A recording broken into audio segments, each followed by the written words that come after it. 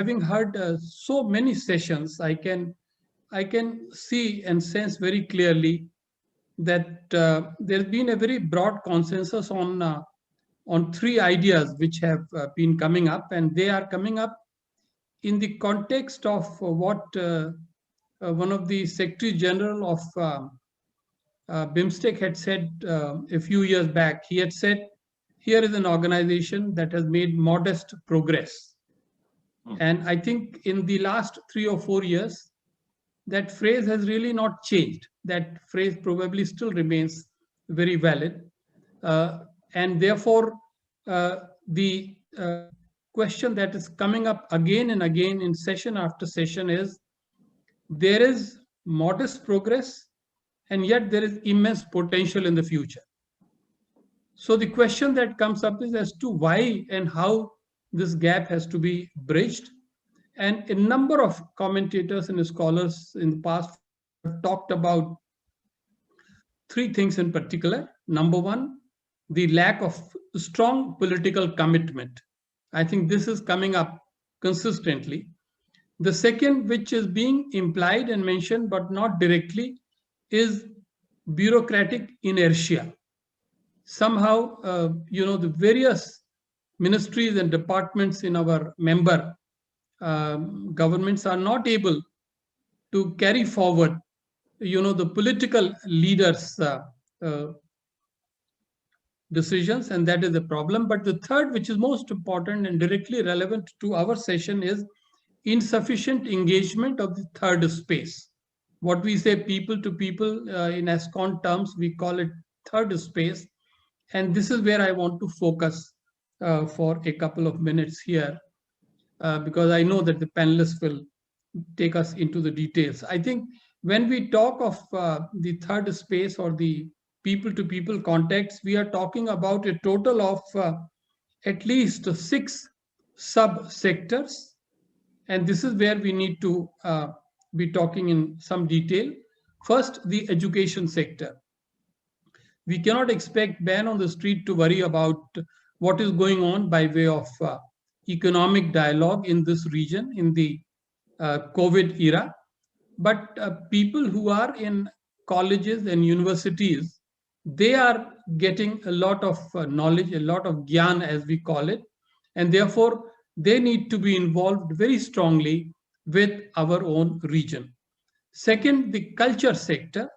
I think the whole lot of people who are involved in arts, culture, literature, music, and the rest of it, they need to be involved, because after all, it just cannot be a club of governments or CEOs of business corporations. We need to involve the artists. The third is the tourism sector.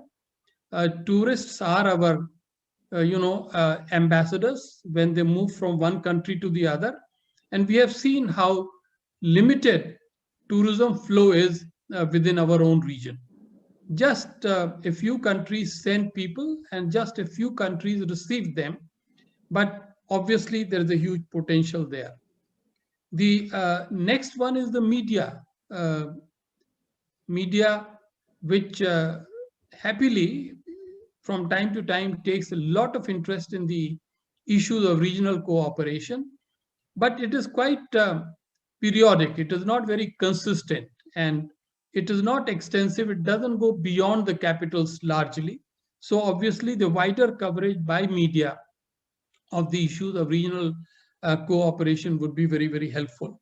Then two more sectors or subsectors I should mention. One is CSO, that is the civil society organizations, youth, women, labor, and the rest of it all. We need to involve and engage with them. And finally, this is our favorite section, which is the intellectual elite, as reflected in the academic leadership and the leadership of think tanks. So if we look at these 6 subsectors, we can cover almost entirely what we mean by the people-to-people contacts, or, as I said, the third space.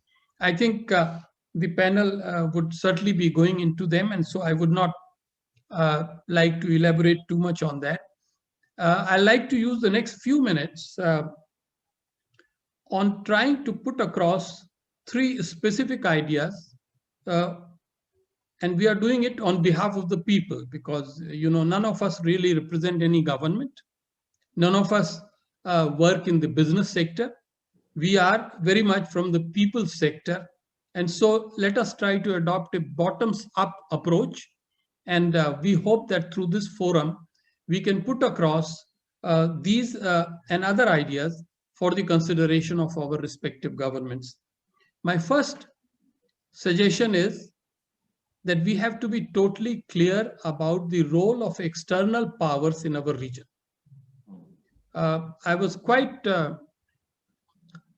surprised to hear an extensive presentation on day 2 by a renowned economist from Bangladesh, who argued that given the economic realities, China has to be accepted as the principal interlocutor and partner of BIMSTEC or any experiment in regional cooperation in our region, which is linking South Asia with Southeast Asia. Now, this is a flawed, proposition, with due respect to the professor, because it is one thing for each of us to have our own independent economic relationship with China. But it is quite another to say that China has to be part of this region. China is not South Asia. China is not this part of Southeast Asia. Just as India cannot hope to be a member of EU, or Thailand cannot be hoped to be a member of NAFTA. There is certain geographical, civilizational, historical logic to these regional groupings. And therefore, all that I'm saying is that by all means, BIMSTEC or any other body that we have here will have a relationship as a regional grouping with other external powers, but within a broad policy framework that is acceptable to the member states. It cannot be that one of them would become the principal and probably exclusive partner for BIMSTEC. And this is my first suggestion, and we must draw attention to this. My second point is about the name of this institution. Now you can say, what is there in a name, sir? But I think there is a lot in the name. As many of us go around traveling and speaking about BIMSTEC, we find that people still don't understand BIMSTEC. BIMSTEC stands for an 11-word elaboration: Bay of Bengal Initiative for Multi-Sectoral, Technical and Economic Cooperation. It is so mouthful, it's very difficult for us to explain to the youngsters as to what BIMSTEC is all about. So I suggest that we should consider simplifying this name, and I should say that we should take the inspiration from the organizers of this forum, and my own choice would be a very simple name: Bay of Bengal Community.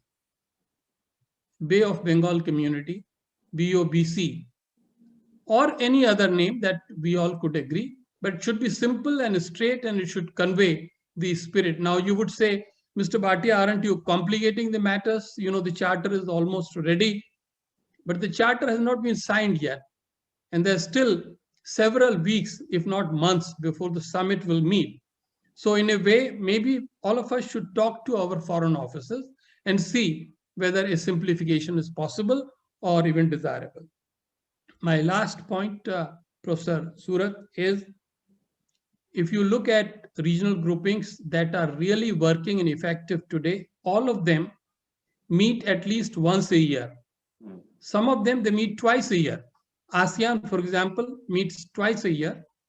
SCO meets twice a year. EU meets several times a year. But we have our own BIMSTEC, which has an average record of one meeting in 4 years. My suggestion in the end is that in the short term, we must support the idea of a biennial summit, that is once in 2 years. And in the medium term, we should really aim at one summit a year.